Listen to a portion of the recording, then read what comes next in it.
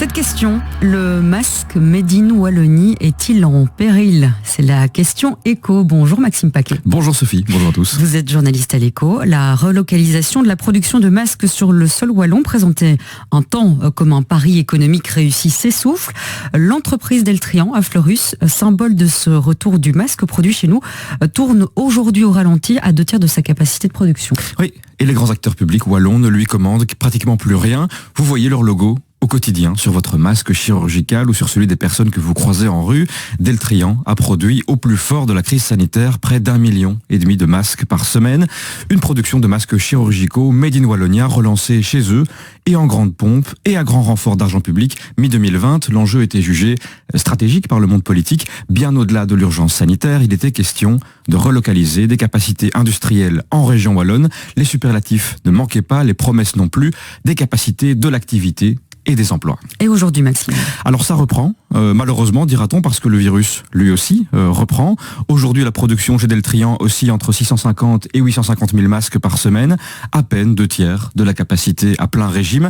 Et cela inclut une production de stock qui sont en fait préparées en prévision d'éventuels problèmes sanitaires liés au retour de vacances en janvier. L'outil est donc très loin de tourner à plein régime. Et ce ralentissement de la production en un an, il est dû à quoi? Alors d'abord la concurrence, le prix des masques asiatiques a baissé ces derniers mois et la production y a redémarré plein pot. Ensuite, il y a ce qu'on appellera la conjoncture Covid qui fluctue au gré des pics de la pandémie, des différentes décisions gouvernementales, avec pour les masques des marchés qui peuvent se refermer totalement du jour au lendemain, comme les Pays-Bas qui ont mis un terme à toute obligation du port du masque en septembre dernier, par exemple. Et oui, quand l'épidémie recule, le besoin en masque diminue et on ne peut que s'en réjouir. Évidemment, mais ça ne dit pas tout de la réussite ou non du masque wallon.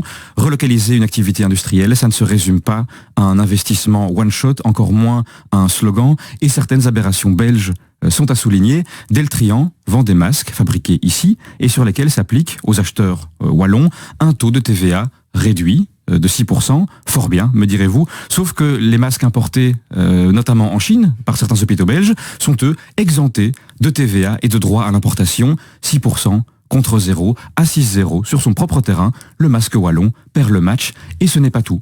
Bien consciente que la concurrence est un peu illusoire sur le seul critère du prix le plus bas, l'entreprise de Fleurus a investi, elle a innové, elle produit notamment, et comme certains de ses concurrents européens, des masques virucides aujourd'hui qui sont traités à l'acide citrique et qui se targuent de neutraliser 99% des virus existants. On appelle ça une montée en gamme, produire mieux pour essayer de concurrencer les produits les moins chers.